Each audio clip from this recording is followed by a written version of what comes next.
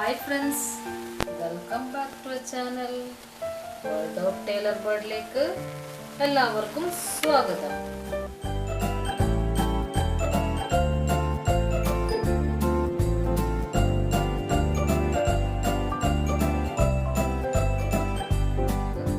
ഇന്നൊരു സ്റ്റിച്ചിലേക്ക് പോവാം. സിമ്പിൾ ആയിട്ടുള്ള ഒരു സ്റ്റിച്ചാണ് കൗച്ച്ഡ് സ്റ്റിച്ച്.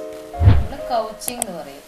അപ്പോൾ അത് നമുക്ക് എങ്ങനെയാണെന്ന് വെച്ചാൽ ഒരു തടിച്ച ത്രെഡിനകത്ത് മേലെ വേറൊരു ത്രെഡ് വെച്ചിട്ട് ചെയ്യുന്നത്. കേർവ്ഡ് ആയിട്ടും ചെയ്യാം, സ്ട്രെയിറ്റ് ആയിട്ടും ചെയ്യാം, എങ്ങനെ വേണമെങ്കിലും നമുക്കത് ഫില്ല് ചെയ്ത് ചെയ്യാം.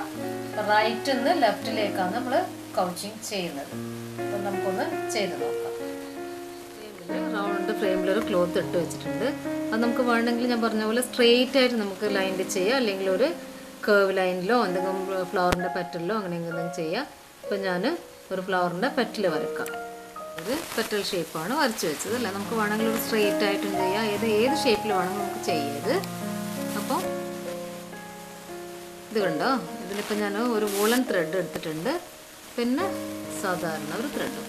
അപ്പോൾ വൂളൻ ത്രെഡ് ലെഫ്റ്റിൽ നിന്ന് റൈറ്റിലേക്കാണ് ചെയ്യേണ്ടത്. വൂളൻ ത്രെഡ് നമ്മൾ ഈ ഷേപ്പിൽ ഇവിടെ ഒന്ന് വെച്ച് കൊടുക്കുക. കണ്ടോ, ഇത് ഷേപ്പിനനുസരിച്ച് വെച്ച് മതി. വെച്ചിട്ട് ഇത് നമ്മൾ ബാക്ക് സ്റ്റിച്ച് സാധാരണ പോലെ നമ്മളിവിടുന്ന് ആദ്യം തന്നെ ബാക്ക് സ്റ്റിച്ച് ചെയ്യും. തിക്ക് ത്രെഡിൻ്റെ മേലെ ഒരു ബാക്ക് സ്റ്റിച്ച് ഇട്ടത് ഒന്ന് ഉറപ്പിച്ച് വെച്ചു. ഇനി ഇവിടെ കുത്തുക, കുറച്ച് വിട്ടിട്ട് കുത്തിയിട്ട് ത്രെഡ് ഇങ്ങനെ വെക്കും. അതിൻ്റെ ഇപ്പുറത്തുകൂടെ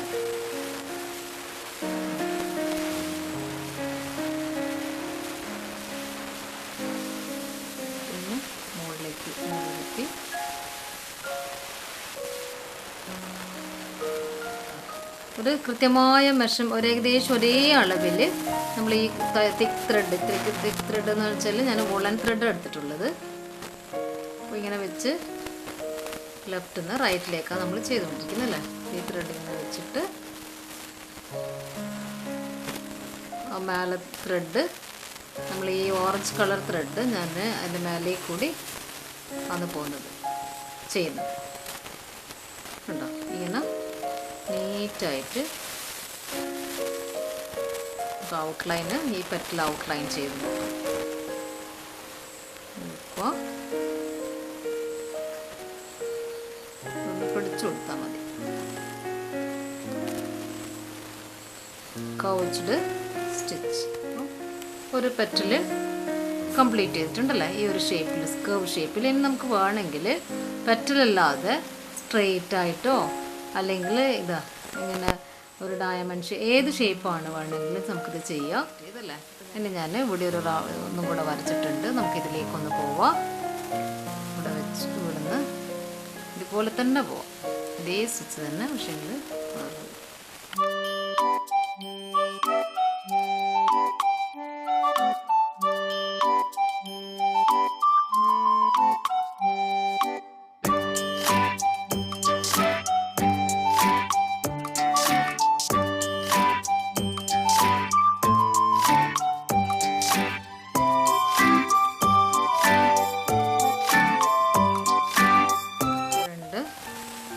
ഭാഗത്തെ പെറ്റലും കംപ്ലീറ്റ് അല്ലേ.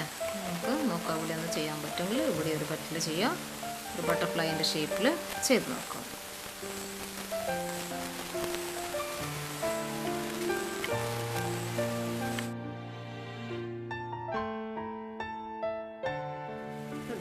ഇങ്ങനെ ഒരു കർവ് ഷേപ്പിൽ ആക്കി വെച്ചിട്ടുണ്ടല്ലേ.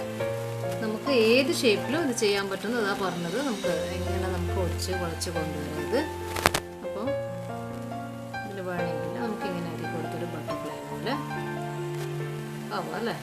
ഇങ്ങനെ അതിനകത്ത് ഇതൊന്ന് സ്റ്റിച്ച് ചെയ്ത് കൊടുക്കുമ്പോൾ ഏകദേശം ബട്ടർഫ്ലൈ പോലെ നമുക്ക് കിട്ടും. ചെയ്ത് നോക്കാം. അപ്പം ഇവിടെ നിന്ന് സ്റ്റാർട്ട് ചെയ്യുന്നുണ്ട്.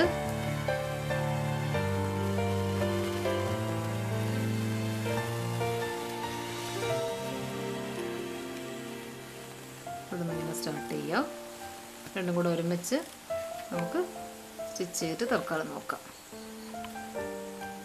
രണ്ട് ത്രെഡും കൂടെ ഒരുമിച്ച് നമുക്ക് കൗച്ചിങ് ചെയ്യാം.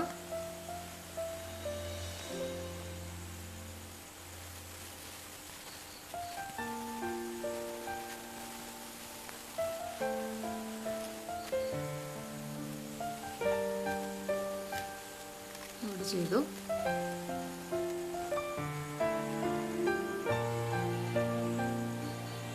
കുറച്ച് വിട്ടിട്ട് നേരത്തെ ചെയ്ത പോലെ തന്നെ ഉണ്ടോ,